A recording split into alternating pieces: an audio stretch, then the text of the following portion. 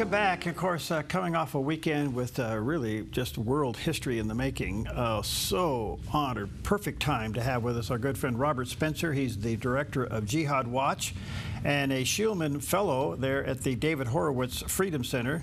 Also the best-selling author of several books, The History of Jihad, The Palestinian Delusion, and Did Muhammad Exist? And his latest book is entitled Antisemitism, History and Myth. And there's a picture of the cover of that book. Robert does have a website, jihadwatch.org, and you can go there. Very, very resourceful. He's on top of everything, and support him. jihadwatch.org. Robert, buddy, good to see you, man. How you doing? Always good to talk to you, Perry. Thank you. Thank you for your time. We value it greatly, especially your passion and your knowledge. All right, what's the Robert Spencer view of the weekend?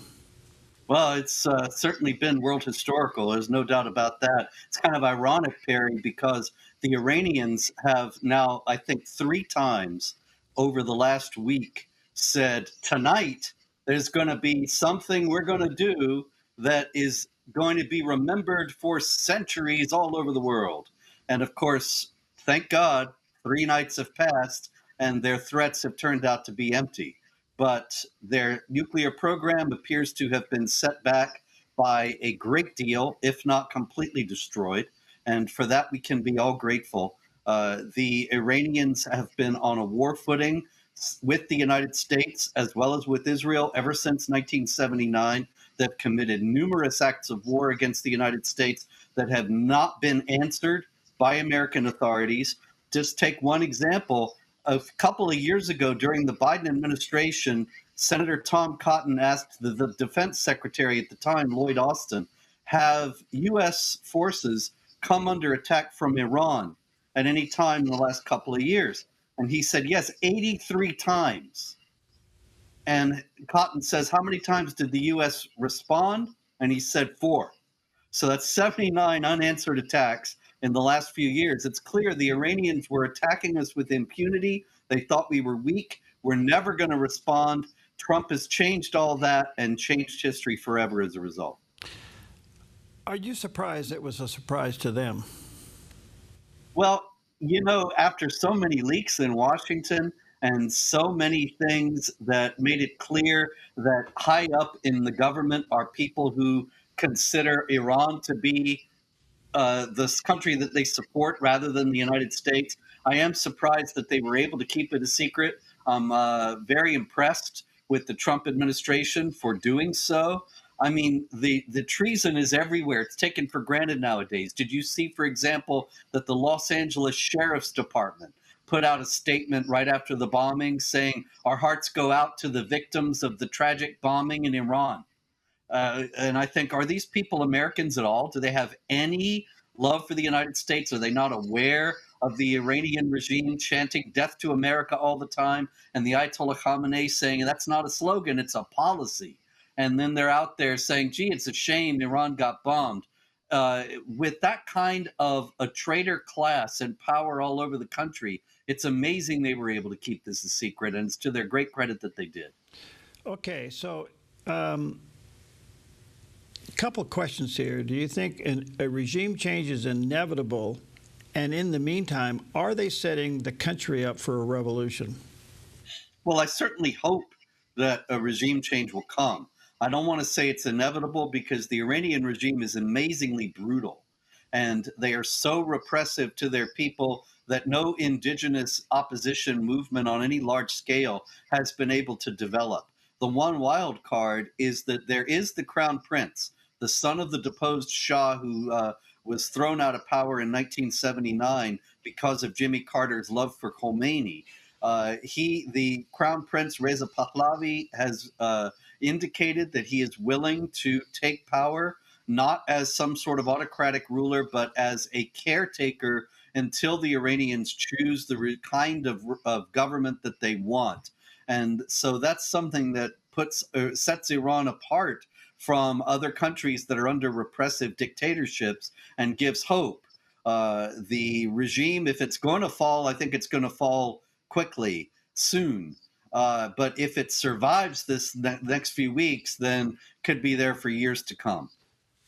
One of the thoughts I had, Robert, was the reason they haven't done the regime change yet is that they had to dismantle enough of the military that if the Ayatollah was taken out and one of his generals came into power, that he wouldn't have anything to work with.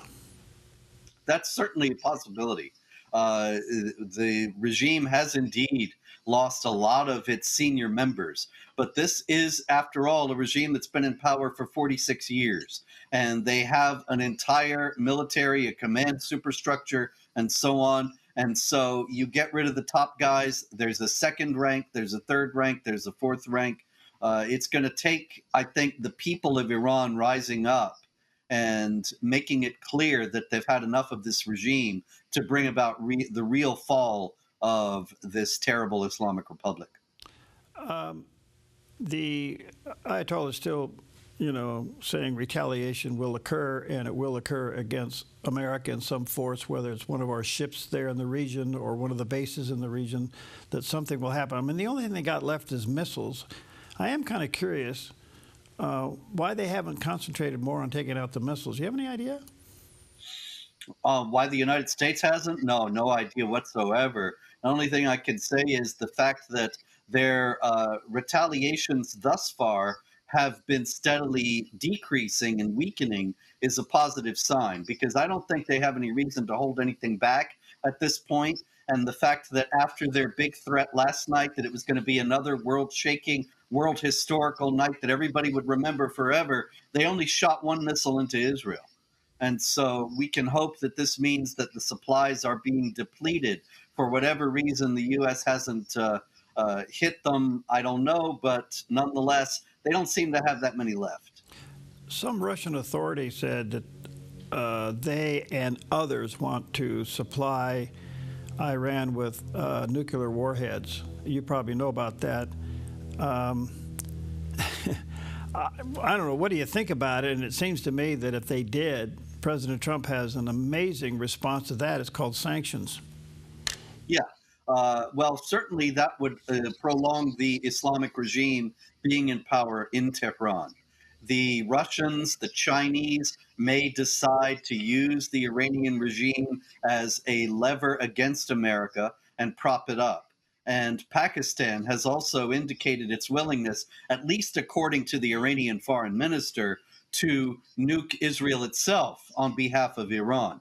And so these are all wild cards that we hope, and I actually have confidence at this point, given their stellar track record up to now, that the Trump State Department and the Trump administration in general, that they're working on all these contingencies. And you're absolutely right, Perry. Sanctions is indeed the way to deal with them, because after all, Pakistan is nominally an ally of the United States. That would be all over, and the subsidies that the U.S. has been paying to the Pakistani government for decades now would be stopped, and so they don't want that.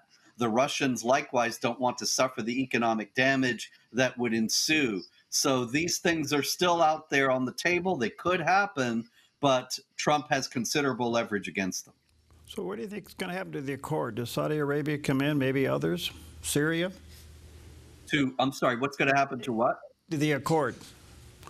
The Abraham Accords. Yes. Yeah, the Abraham Accords really depend on Iran, Perry, because the whole idea here is that these countries have a common enemy in Iran, that Iran wants to destroy Israel. Iran, as a Shiite state, also wants to gain hegemony over the whole Islamic world and subdue the Sunni states. So the Sunni states and Israel have a common interest in making sure that Iran is not out of control here. If the Islamic regime in Iran falls, however, that could actually damage the Abraham Accords, because the Sunni states would not really have any reason any longer to make common cause with Israel. They might do so on the basis of shared economic interests, but this big threat that they all face that they're banding together to deal with, that would be gone. Wow. That's interesting. I never thought about that. But it looks like in the past that Saudi Arabia is leaning towards joining the accord. And there was something earlier about the possibility of Syria. Of course, Syria's still got a lot of problems, but you would think Saudi Arabia, this would be an open door for them. Well, yeah, at this point, right now, it would make perfect sense for them to join.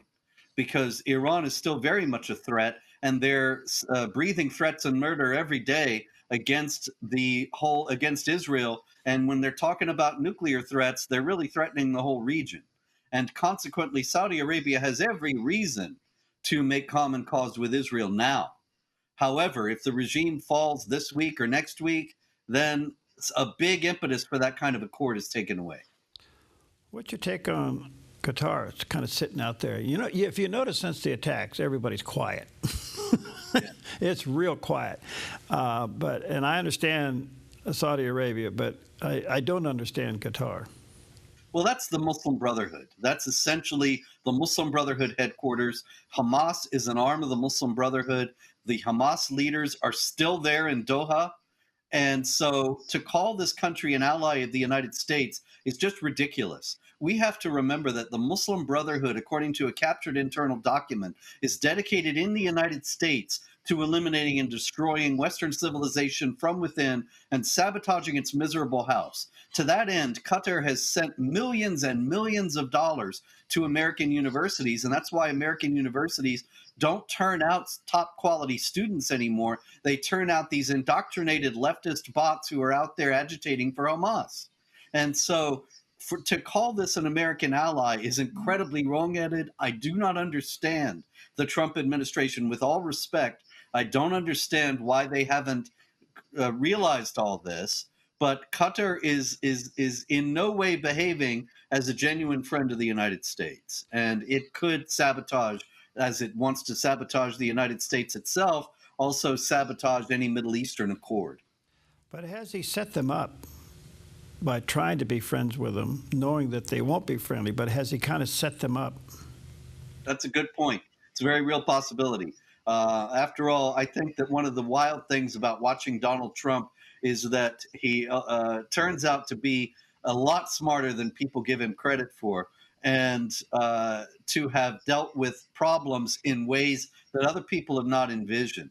And so I'm counting myself in this. It could well be that he is making it very clear that Qatar had a possibility, had a chance to come into the normal family of nations, to stop the Muslim Brotherhood subversion and sabotage, and to deal with the United States, as well as with Israel for that matter, on the basis of shared interests, and that they blew it. And then it will be unmistakable to everyone what really happened and who's at fault here. Yeah.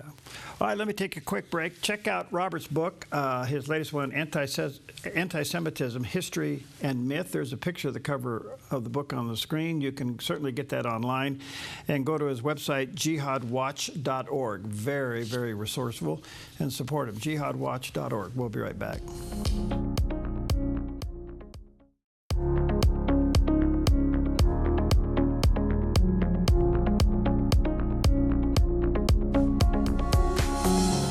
Welcome back, and very timely and very honored to have back with us today our good friend Robert Spencer. He's the director of Jihad Watch. He's also a Shulman Fellow there at the David Horowitz Freedom Center. His latest book, I think you'll find to be a great read, Antisemitism, History and Myth. He deals tremendously with this topic. You can get the book online. And check out his website, very resourceful, jihadwatch.org, jihadwatch.org. Okay, Robert, during the break, I was trying to figure out how to ask this question, so hopefully it comes out right. But I'm wondering if we understand in the West the significance of the religious dimension of Iran. Senator Graham called them religious Nazis. And I don't know if we in the West understand that they are driven more by their theology, their religion, than they are geopolitical strategy. Am I saying that right? Oh, yeah, absolutely. As a matter of fact, you hit the nail right on the head. That is exactly the situation. They are immensely more driven by religious ideology than by any concern for geopolitical strategy at all. If you think about it, there isn't any reason whatsoever in terms of geopolitical strategy for Iran to have any beef with Israel at all. They don't share any borders. They don't have disputed territorial claims. They don't have competing economic interests. They don't have, in other words, any of the usual things that spark conflicts between nations historically. So, what on earth makes Israel Iran's biggest enemy? It's because of Islam. First and last, it's because of Islamic doctrine that states that any land that belonged to Islam at any point in history belongs to it forever, and Muslims have a responsibility before Allah to wage jihad to win it back. The Iranian regime, of course, is an Islamic republic. It's oriented toward Islam and dedicated to implementing Islamic law. And that means that it is all about destroying Israel because of the Islamic imperative to win back any land that once belonged to Islam and Islamize it again. And that's what this is all about. If the Iranian people were to throw off the regime and leave Islam in large numbers, as was indicated, as a matter of fact, Perry, by a remarkable survey a couple of years ago that showed that only 40% of Iranians even identify as Muslim today. They're so disgusted with the Islamic regime. So if they were actually to leave Islam and become Christians or even Zoroastrians, the old religion of Iran, the conflict with Israel would melt away. There would be no reason for it. All right, because that's where I wanted to go next. There's reports, constant reports coming out of miraculous things happening in Iran, and one of them is that there's literally an underground revival going on, Christian underground revival going on. I can't help but think that surfaces, but they're seeing something over there that we talk about here in the West. Maybe we even read about it sometimes, but they're literally waking up with visions of Jesus as the Messiah, the Son of God, knowing instantly it could cost them their life and their relationship. Are you hearing that? Oh, absolutely, Perry. Yeah. And the people who are not coming out are also in considerable numbers. There are likely millions of people who have left Islam for Christianity at this point. But we have to remember, in Iran, that is, but we have to remember that Islam has a death penalty for leaving Islam. And that means that that's the law of the land in Iran because it's an Islamic republic. And so there are many people who are coming out publicly as having converted to Christianity, and we can thank God for their courage and pray for the ability to emulate it. At the same time, it is also true that there are many, many Iranians who are secretly Christian. And so if Iran were anything close to a free society where people could be able to declare their own faith without fear of being killed for doing so, I think we would see a massive societal transformation in Iran happen amazingly quickly. Wasn't there a time where Iran had the internet? They were open. The people had access to the outside world. That's been cut off, but they remember it. They know there's another world outside of what they're living. Oh, absolutely. Look, I'm 63 years old. I was 17 at the time of the Islamic Revolution in Iran. There are lots of people who are 63 and older in Iran today. They have children. They told their children about what it was like. They never have liked this regime. The Iranian people have a long history of living in a Western-style secular society. And consequently, if this Islamic regime were to fall, there is already fertile ground to build a healthy and free society that never existed, for example, by comparison, in Iraq or Afghanistan when the U.S. troops were there, because those countries had no history of living in that way. Well, Iraq was nominally was more secular under Saddam Hussein, but also there was a lot of agitation against his regime by people who wanted to impose Islamic law. In Iran, they're disgusted with Islamic law. They'd love to throw it off, and it's within living memory of many people there of when Iran did not live under it. So there's another dimension here that shows you the, if I can use the word integrity, of the West and Israel, not to take out the oil refineries and the reserves, because if there's a revolution, that is their economy. Yeah. And obviously, the U.S. and Israel don't want to destroy Iran as a society or impoverish its people or make them dependent upon the largesse of the international community for some indefinite period to come. They want to see a stable, prosperous Iran that is not some rogue regime that is threatening other nations in the region and around the world. They actually chant death to America and death to Israel by order of the regime in the mosques every Friday in Iran. And so this is, what kind of stable society, what kind of sane society is constantly wishing death on others? And it's obvious that this is a regime that is life destroying and must be removed. And if it is, then Iran can become a leader in among the nations of the world in numerous fields. This is an extraordinary people with a tremendous long history, and they don't deserve this regime. So, to your book, Antisemitism, isn't it interesting that there is a large Christian underground movement in Iran that would theologically support Israel? Oh, yeah. I mean, if you look at this, you kind of go, gosh, it just shows you how big God is. I mean, he's got a revival going on inside the camp of the enemy. Yes.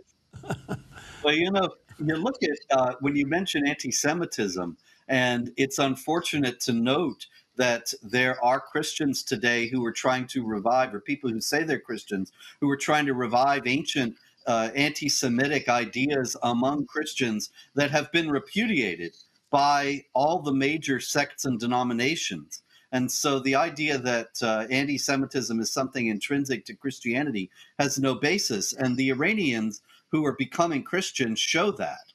They don't read the Bible for the first time and say, oh, I must hate Israel and Jews. They actually come to just the opposite conclusion. Well, Robert, you've been an amazing student of all of this. What's going on in your head? Where do you think this is going? Well, I've been hoping and praying for the end of the Iranian regime for decades now, Perry. This is an extraordinarily evil regime that is at war with its own people. This is one of the reasons, actually, why I started studying all this.